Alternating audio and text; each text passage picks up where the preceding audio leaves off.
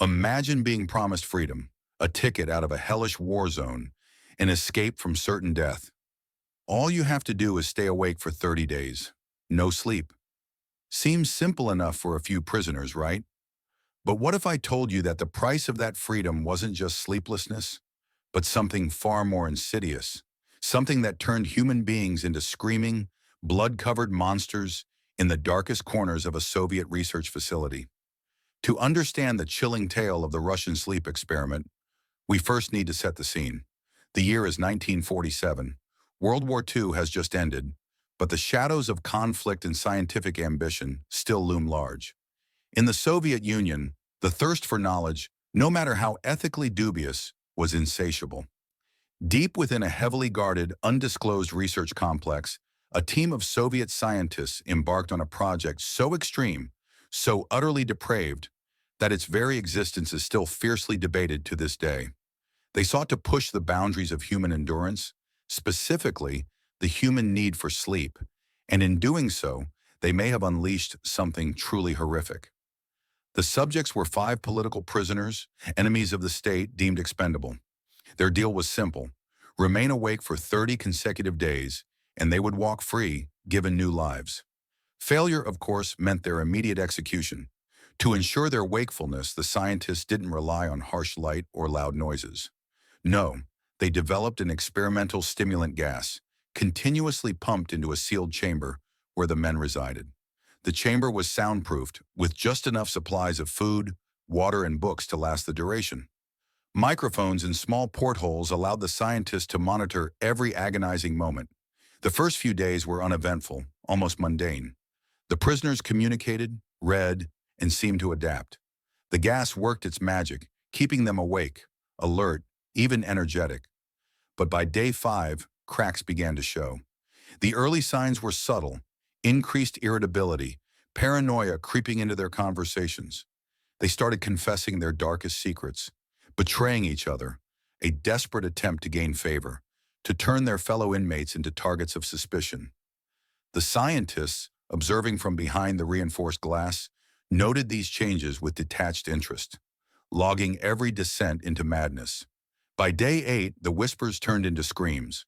One prisoner began to emit ear-splitting shrieks for hours on end, without explanation, without provocation. The others, disturbed but still unnervingly awake, ignored him, fearing that acknowledging his breakdown would lead to their own. The researchers theorized it was a side effect of the stimulant, an acute psychosis caused by prolonged wakefulness. They were wrong. The screams stopped as abruptly as they began, followed by a terrifying silence where only the faint sounds of the gas being pumped in could be heard. Then, something far worse began. 2 of the prisoners started tearing apart the books, smearing their own feces on the pages, pasting them onto the portholes, blocking the view of the outside world. The scientists' monitoring capabilities were severely hampered. They tried to communicate through the intercom, demanding answers, but received only silence. For 3 more days, the chamber remained sealed, isolated, a black box of unknown horrors. What was happening inside? The researchers could only speculate, and their speculations were becoming increasingly grisly. The only sound from within was a low, guttural growling, occasionally punctuated by sharp, desperate whimpers. On the 15th day, the scientists made a decision. They would open the chamber. After draining the stimulant gas and replacing it with fresh air, they heard a voice, calm and clear, instructing them not to open the door, claiming they had forgotten how to sleep and were now free. The researchers, fearing the worst, dispatched armed soldiers into the chamber. What they discovered next changed everything. The scene was less a research facility and more a slaughterhouse. One prisoner was found dead, his throat torn open, his body mutilated. Another was alive, but his own muscles and skin had been violently ripped from his body, exposing bones beneath. The floor was slick with blood, body parts, and the torn remnants of their own flesh. The surviving prisoners fought with unnatural strength and ferocity, despite their horrific injuries. One had even managed to disembowel himself, his intestines spilled onto the concrete floor. Yet he still clawed and bit at the soldiers. When medical personnel attempted to sedate them, their bodies resisted, displaying a frightening tolerance to morphine. Heart rates surged to impossible levels, and they thrashed, screaming for the stimulant gas to be returned, for the oblivion of wakefulness to continue.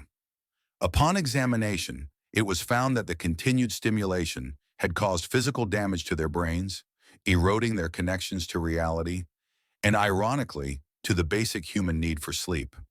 In the ensuing chaos, two more subjects died during attempts to subdue them. The lead researcher, horrified and perhaps driven mad by what he had witnessed, demanded answers from the last surviving prisoner. "What are you?" The emaciated, blood-soaked figure, barely clinging to life, simply smiled, a ghastly, unnatural grin, and whispered, "We are you. We are the madness that lurks within you all, begging to be set free from your deepest sleep." In the end, the remaining subject was executed by a military officer, bringing the experiment to a terrifying close.